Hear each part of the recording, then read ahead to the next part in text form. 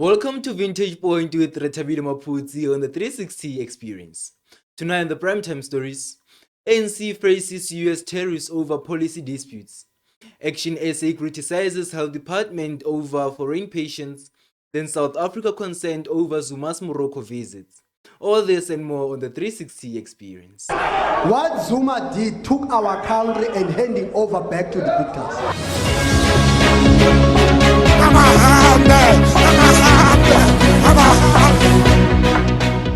The African National Congress says it will stick to its policies like Black Economic Empowerment and Expropriation Act, even if it leads to US sanctions.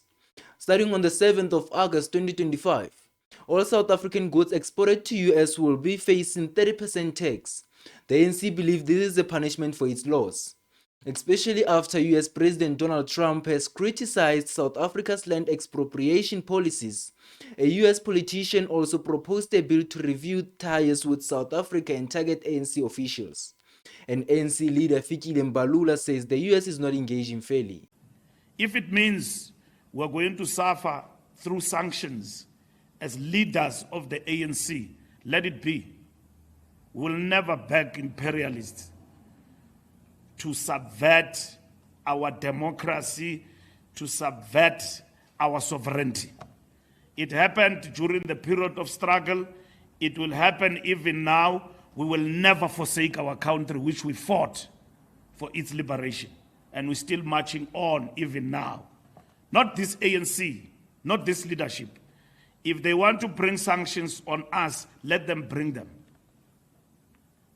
But this country, South Africa, all its citizens know that it is a democratic country, it's a liberated country, and we are still transforming this country.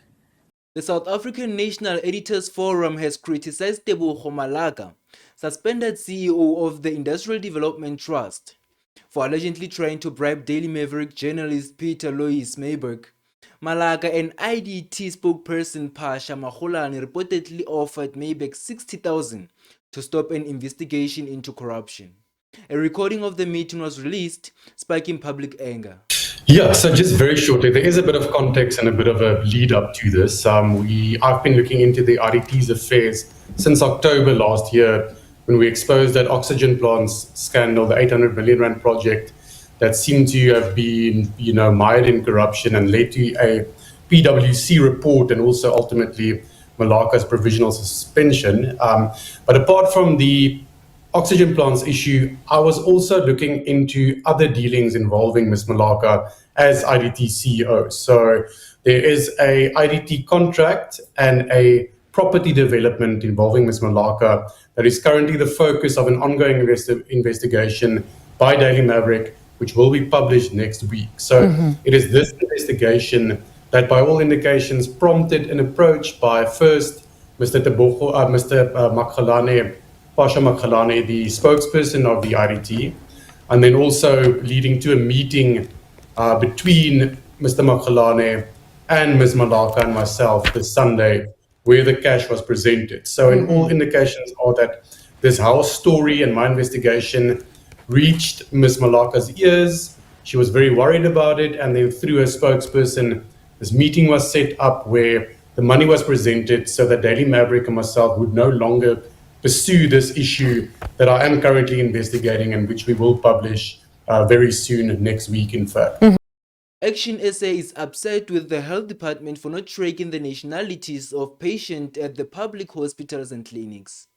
ActionSA MP Dr. Kgosi Letlape says this makes it hard to plan and budget, leading to overcrowded facilities and long waits. Last month, Operation Dudula activists tried to block foreign nationals from getting treatment, arguing it affects South African citizens.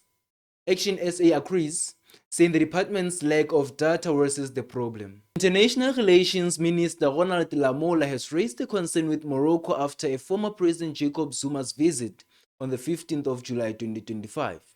Now, a leader of MK party met Moroccan officials in Rabat where South African flag and Moroccan flag were displayed. South Africa's government says this misuse of the national flag breaks diplomatic rules. Whilst we don't object to other governments meeting non-state actors from South Africa, that is well-founded, they can do so. But immediately you project it as though it's an official meeting of two governments and affording that meeting the stature of a government level type of engagement, then really it does raise concerns about the respect for the country that that individual or those individuals come from, but also the level of engagement and seriousness that you take this country with. And that's something that we've raised with the Moroccans, that we do believe that we can have a mutually respectful relationship. But what we are clear about is that in that process, let's really respect the national symbols of both countries. That was all with Retabile Maputsi on the Vintage Point on the 360 experience. Make sure that you like and share. For more updates, make sure that you hit the subscribe button. Goodbye. What Zuma did took our country and handing over back to the victors.